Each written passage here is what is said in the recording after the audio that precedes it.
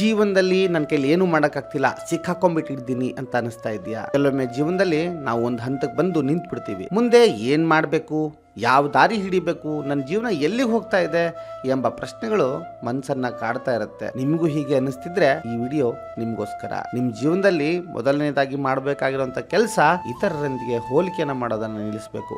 ಪ್ರತಿಯೊಬ್ಬರ ಜೀವನದ ಪಯಣ ವಿಭಿನ್ನ. ಯಾರೋ ಇಂದು ಯಶಸ್ವಿ ಆಗಿರ್ಬೋದು, ಆದರೆ ಅವರ ಹೋರಾಟ ನಿಮಗೆ ಕಾಣೋದಿಲ್ಲ ಅಷ್ಟೇ. ನಿಮ್ಮ ಸಮಯ ಬಂದಾಗ ನಿಮ್ಮ ಯಶಸ್ಸು ಕೂಡ ನಿಮ್ಮ ಮುಂದೆ ದತ್ತಂತ ಬಂದು ನಿಲ್ಲುತ್ತೆ. ಎರಡನೆಯದಾಗಿ, ಒಂದು ದಿನ ಶಾಂತವಾಗಿ ಕುಳಿತುಕೊಳ್ಳಿ. ಹೌದು, mobile, T V, social media ಎಲ್ಲವನ್ನು ಸ್ವಲ್ಪ ದೂರವಿಡಿ. ಒಂದು ಕಾಗದ ತೆಗೆದುಕೊಂಡು ಬರೀರಿ, ನನಗೆ ನಿಜವಾಗ್ಲೂ ಏನು ಬೇಕು. ಈ ಒಂದು ಪ್ರಶ್ನೆ ನಿಮ್ಮ ಜೀವನದ ದಿಕ್ಕನ್ನು ಬದಲಿಸುತ್ತೆ. ಸ್ಫುಟವಾಗಿ ಆಲೋಚನೆ ಮಾಡೋದಕ್ಕೆ ಸಾಧ್ಯ ಆಗುತ್ತೆ. ಯಾವಾಗ ನಿಮಗೇನು ಬೇಕು ಅಂತ ಕ್ಲಿಯರ್ ಆಗುತ್ತೋ ಆವಾಗ ಅದಕ್ಕೆ ಪ್ಲಾನಿಂಗನ್ನು ಮಾಡೋದಕ್ಕೆ ಸಹಾಯ ಆಗುತ್ತೆ. ಇನ್ನು ಮೂರನೇದು, ಸಣ್ಣ ಸಣ್ಣ ಗುರಿಗಳನ್ನು ಇಟ್ಕೊಳ್ಳಿ. ಹೌದು, ಬಹಳ ದೊಡ್ಡ ಗುರಿಗಳನ್ನು ಇಟ್ಟಾಗ ಭಯ ಆಗ್ಬೋದು, ಆದರೆ ಸಣ್ಣ ಹೆಜ್ಜೆಗಳು ದೊಡ್ಡ ಪ್ರಯಾಣವನ್ನು ಸುಲಭ ಮಾಡ್ತಾ ಹೋಗುತ್ತೆ. ಇಂದು ಕೇವಲ ಒಂದು ಕೆಲಸ ಮಾಡ್ತೀನಿ, ನಾಳೆ ಮತ್ತೊಂದು ಅಂತ ಪ್ಲಾನ್ ಮಾಡಿ. ಹೀಗೆ ನಿಧಾನವಾಗಿ ಮುಂದೆ ಸಾಗ್ತಾ ಹೋದಾಗ ಮೋಟಿವೇಶನ್ ಬರ್ತಾ ಇರುತ್ತೆ. ಇಲ್ಲಾಂದ್ರೆ ಅಷ್ಟು ದೊಡ್ಡ ಕೆಲಸವನ್ನು ನಾನು ಹೇಗೆ ಮಾಡಲಿ ಅಂತ ವರ್ಷಗಳಾದರೂ ಬರೀ ಯೋಚನೆ ಮಾಡೋದೇ ಆಗೋಗುತ್ತೆ. ಹೊಸದನ್ನ ಕಲಿ. ನಿಮ್ಮ ಮನಸ್ಸು ನಿಂತ ನೀರಿನಂತೆ ಆಗದಿದ್ರೆ ಅದಕ್ಕೆ ಹೊಸ ಜ್ಞಾನ ಎಂಬ ಹರಿವು ಬೇಕೇ ಬೇಕು. ಹೊಸ ಪುಸ್ತಕಗಳನ್ನು ಓದಿ, ಹೊಸ ಕೌಶಲ್ಯಗಳನ್ನು ಕಲಿಯಿರಿ, ಒಳ್ಳೆಯ ವ್ಯಕ್ತಿಗಳ ಜೊತೆಗೆ ಮಾತ್ರ ಸಮಯವನ್ನು ಕಳೆಯಿರಿ. ಹಾಗೆ ನಿಮ್ಮ ಮನಸ್ಸನ್ನು ಬದಲಾವಣೆಯ ಕಡೆಗೆ ಕರ್ಕೊಂಡು ಹೋಗಿ. ಇನ್ನು ಐದನೆಯ ವಿಷಯ ಅಂದರೆ, ನಿಮ್ಮ ಹಿಂದಿನ ಸೋಲುಗಳನ್ನು ಕ್ಷಮಿಸ್ಬಿಡಿ. ಹೌದು, ಇನ್ನು ಐದನೇ ವಿಷಯ, ನಿಮ್ಮ ಹಿಂದಿನ ಸೋಲುಗಳನ್ನು ಕ್ಷಮಿಸ್ಬಿಡ್ಬೇಕು.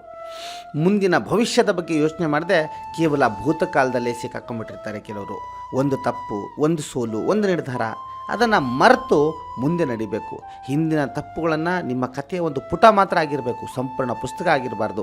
ಯಾಕೆಂದರೆ ಅದೇ ಸೋಲಿನ ಕುರಿತು ನಾವು ಹಲುಬ್ತಾ ಇದ್ದರೆ ಮುಂದಿನ ಬದುಕನ್ನು ಪಯಣಿಸೋದು ಯಾವಾಗ? ಇನ್ನು ಆರನೇದು, ಕಾರ್ಯವನ್ನು ಆರಂಭಿಸಿ. ನೀವು ಯಾವ ದಾರಿಯಲ್ಲಿ ಹೋಗಬೇಕು ಎಂಬುದನ್ನು ಯೋಚಿಸ್ತಾ ಕುಳಿತರೆ ಅದು ಗೊತ್ತೇ ಆಗೋದಿಲ್ಲ.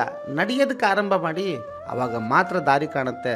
ಈಗ ನಾವು ಪರಿಪೂರ್ಣ ಸಮಯಕ್ಕಾಗಿ ಒಂದು ಒಳ್ಳೆ ಟೈಮ್ ಬರುತ್ತೆ, ನಾನು ಆವಾಗಲೇ ಪ್ರಾರಂಭ ಮಾಡ್ತೀನಿ, ನಾನು ಸ್ವಲ್ಪ ಪರ್ಫೆಕ್ಟ್ ಆದಮೇಲೆ ಕೆಲಸ ಸ್ಟಾರ್ಟ್ ಮಾಡ್ತೀನಿ ಅಂತ ಅನ್ಕೊಂಡ್ರೆ ಸ್ನೇಹಿತರೆ, ಅದು ಸಾಧ್ಯನೇ ಇಲ್ಲ. ನೀವು ಆ ಆ್ಯಂಗಲ್ ನೋಡಿದಾಗ ಪ್ರಕೃತಿನೇ ನಿಮಗೆ ಅಪೂರ್ಣ ಅಂತ ಅನಿಸುತ್ತೆ. ಹಾಗಾದರೆ ಚಂದ್ರನ ಮುಖದಲ್ಲಿ ಇರುವಂತಹ ಆ ಕಲೆಗಳು ಏನನ್ನು ಹೇಳುತ್ತೆ? ಪರಿಪೂರ್ಣತೆಯನ್ನು ಹೇಳುತ್ತೆ. ಹಾಗಾದರೆ ಪ್ರಕೃತಿಯ ಗುಡ್ಡಗಳನ್ನು ನೋಡಿದಾಗ ಅವು ವೆಲ್ ಆರ್ಗನೈಸ್ಡ್ ಆಗಿ ಇದಾವ? ಇಲ್ಲ. ಪ್ರತಿಯೊಂದು ನೆಲವು ಬರೀ ಸಮತಟ್ಟಾಗೇ ಇದೆಯಾ? ಇಲ್ಲ. ಹಾಗೆ ಮನುಷ್ಯನ ಬದುಕು ಕೂಡ. ನಾವು ಕೆಲಸವನ್ನು ಮಾಡ್ತಾ ಪರ್ಫೆಕ್ಟ್ ಆಗ್ತಾ ಹೋಗ್ತೀವಿ.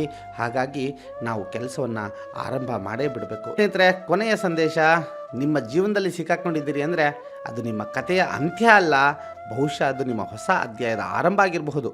ನಿಮ್ಮನ್ನು ನೀವು ನಂಬಿ ಒಂದು ಹೆಜ್ಜೆ ಮುಂದೆ ಇಡಿ. ಜೀವನ ನಿಧಾನವಾಗಿ ಬದಲಾಗಬಹುದು, ಆದರೆ ಆರಂಭ ಮಾತ್ರ ನಿಲ್ಲಿಸಬೇಡಿ, ನಿಲ್ಲಬೇಡಿ. ನಿಧಾನವಾಗಿ ಆದರೂ ಮುಂದೆ ಸಾಗಿರಿ. ಧನ್ಯವಾದಗಳು.